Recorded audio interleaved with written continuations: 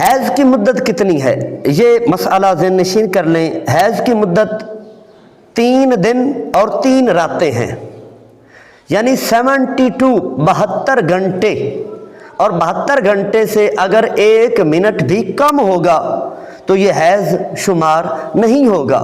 بعض عورتوں کے یہ مسائل ہوتے ہیں، وہ کہتی ہیں 2 دن آئے حیض کے دن، 3 دن سے کم دن حیض آتا ہے ہمیں، وہ حیض نہیں، شرعاً وہ حیض نہیں، وہ استحاضہ ہے، بیماری کا خون ہے۔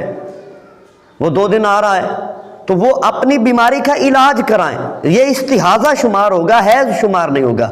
حیض کے لیے شرط ہے کہ 72 گھنٹے، اگر 69 گھنٹے اور 59 منٹ بھی یہ خون آئے گا اور 1 منٹ بھی کم آئے گا تو استحاضہ شمار ہوگا، حیض شمار نہیں ہوگا۔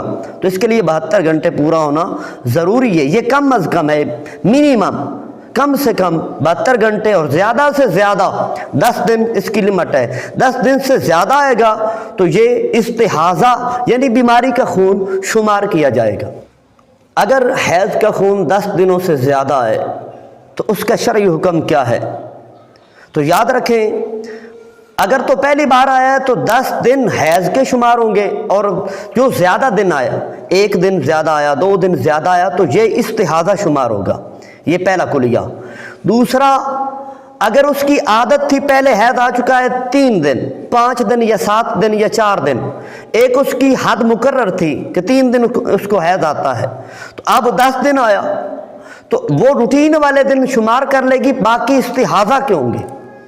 اور استحاضہ کی صورت میں حقوق زوجیت ادا کرنا ضروری ہوتا ہے، شوہر کے حقوق ادا کرنا، اور نمازیں روزے اس پر لازم ہوں گے۔ یہ استحاضہ ہے، استحاضہ میں یہ حقوق ادا کرنا اس کے لیے ضروری